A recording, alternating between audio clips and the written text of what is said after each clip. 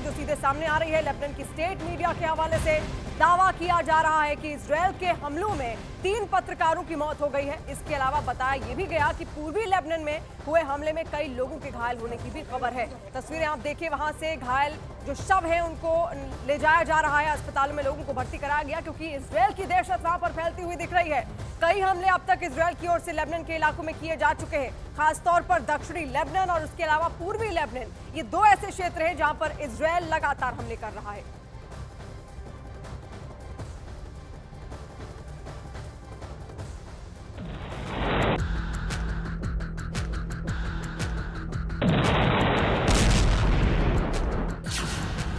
Beirut में 3 पत्रकारों की मौत।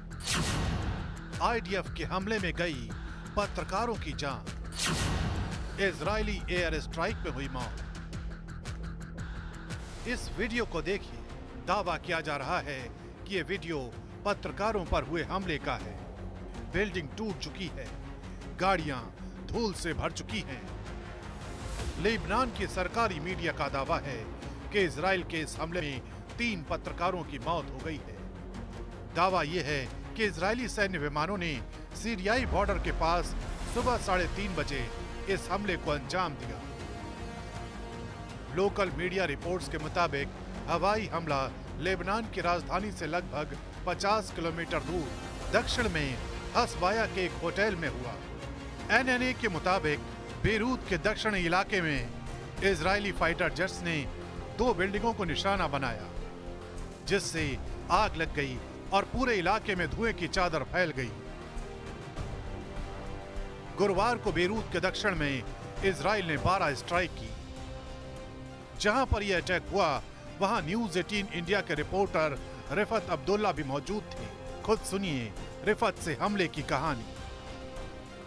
कि इस्राएली फोर्सेस के अटैक में 3 जर्नलिस्ट मारे गए और कई सारे जो हैं वो घायल हो गए हैं। ये हसबिया एरिया है जहां पे जर्नलिस्ट एक होटल में रुके हुए थे और होटल पर स्ट्राइक की गई और उसमें अभी तक जो रिपोर्ट्स आ रही हैं 3 जर्नलिस्ट की मौत हुई है। काफ़ी सारे लोग जो हैं वो घायल हुए हैं। अभी डिटेल्स आ रही हैं, लेकिन लगातार जो है एयर स्ट्राइक्स की जा रही है इस्राएली फोर्सेस की तरफ से। हालांकि हिजबुल्लाह की तरफ से भी लगातार नॉर्थ इसराइल पर हमले किए जा रहे हैं।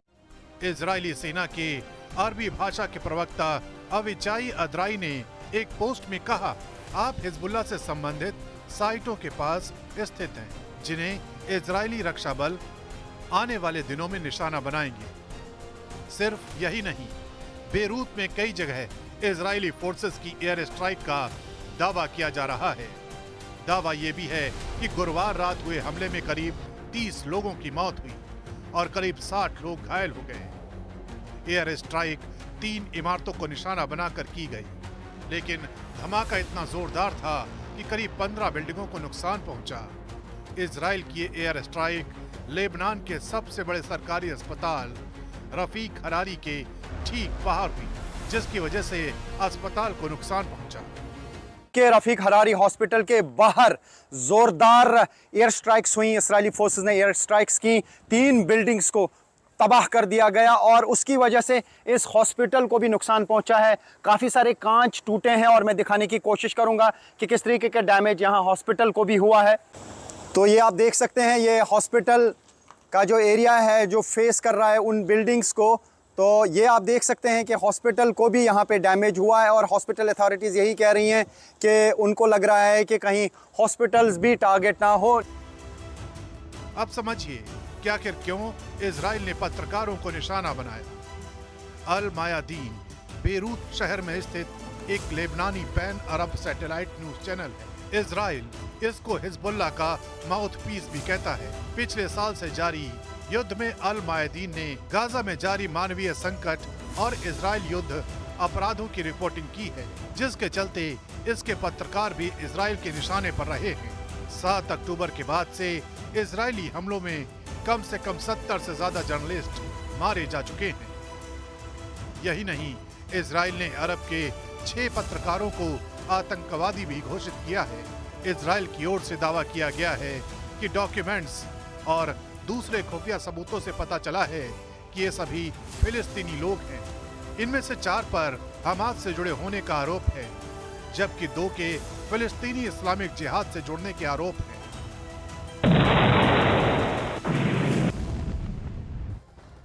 लेबनान की राजधानी बेरूत से इजरायल की एयर स्ट्राइक की रोंगटे खड़े कर देने वाली कई तस्वीरें सामने आई हैं।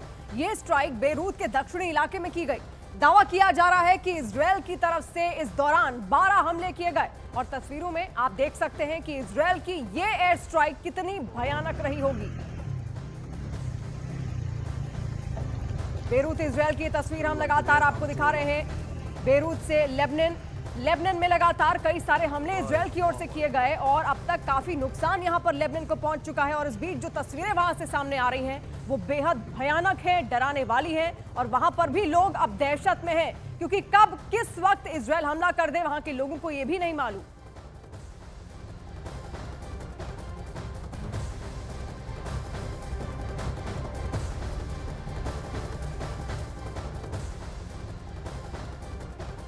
और इजरायल की ब्रॉडकास्टिंग अथॉरिटी के हवाले से एक और बेहद चौंकाने वाली खबर आ रही है। खबर है कि इजरायल के रक्षा मंत्री और चीफ ऑफ स्टाफ ने ईरान पर हमले के प्लान को अप्रूव कर दिया है। अब सिर्फ इन अधिकारियों को इजरायल की सरकार से ग्रीन लाइट का इंतजार है।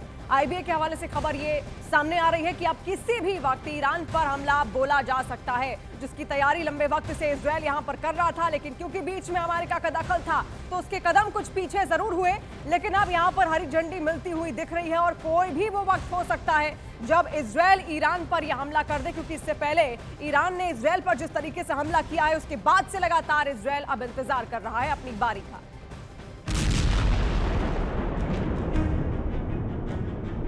הדבר הזה נכון גם לגבי איראן, אחרי שנתקוף באיראן.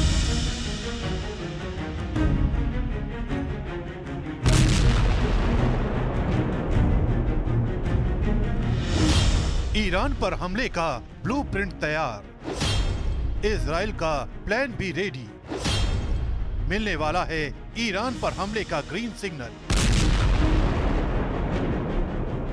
पूरी हो चुकी है तैयारी, נכון גם לגבי איראן.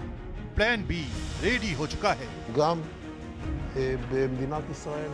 एयर फोर्स प्लान बी को सरकार से साझा भी कर चुकी है। अब बस इंतजार है तो नेतन्याहू के ग्रीन सिग्नल का।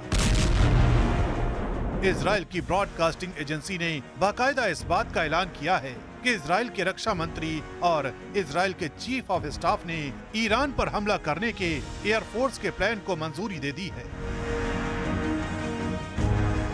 और इजराइल का सैन्य कमान किसी भी समय हमले को अंजाम देने के लिए सरकार से हरी झंडी का इंतजार कर रहा है। इजराइल हमले को अंजाम देगा, लेकिन कब ये किसी को नहीं मालूम।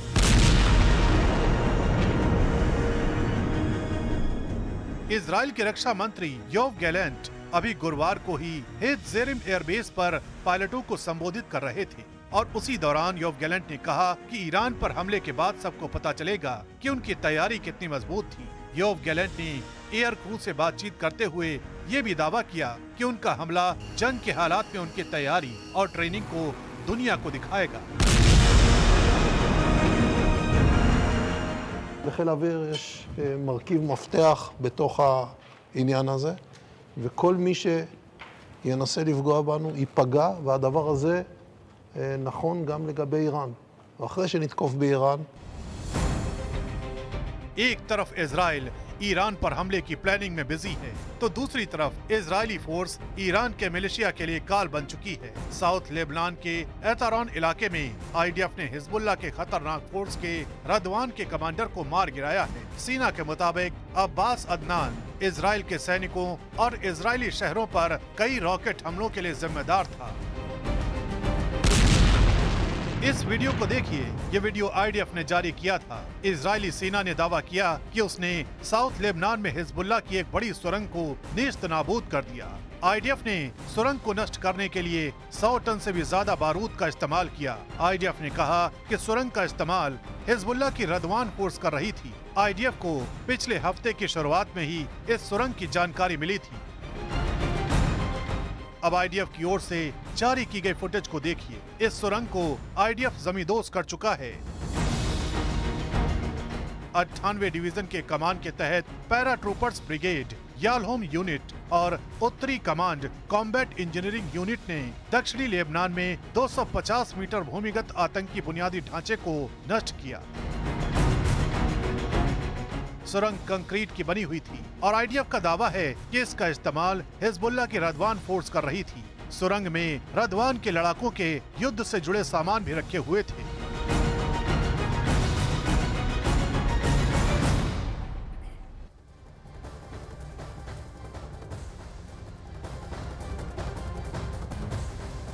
और इजरायल के हमलों ने बेरूत को निढाल कर दिया है। इस तस्वीर को आप देखिए जो हम इस वक्त आपको दिखाएंगे। इजरायल के जबरदस्त हमलों के बाद पूरे शहर में अलग अलग जगहों से धुएं का गुबार निकलता उठता हुआ दिखाई दे रहा है। इन खतरनाक हालात के बीच आप बेरूत इंटरनेशनल एयरपोर्ट से एक प्लेन को भी टेक ऑफ करते हुए देख सकते हैं। लेबनान के अधिकारियों ने सूत्रों के हवाले से दावा किया है कि अब तक इजरायल के हमलों में 2500 से ज्यादा लोगों की मौत हो चुकी है, जबकि 10 लाख से ज्यादा लोग विस्थापित हो चुके हैं। और इस वक्त इजरायल के हमलों की वजह से लेबनान में भयानक मुसीबतें इस वक्त पसरी हुई हैं। तो तस्वीरें देखिए, भयावह तस्वीरें हैं क्योंकि लगातार कई हमले अब तक इजरायल की ओर से किए जा चुके हैं और लेबनान की अथॉरिटीज ये कह रही हैं कि 2500 से ज्यादा लोग अब तक मारे जा चुके हैं, जो कि एक बहुत बड़ा आंकड़ा खुद अपने आप में है। और जहां भी आपकी नजर जाएगी केवल धुएं का गुबार ही आपको दिखेगा क्योंकि हमले में ये सब कुछ तबाह हो चुका है।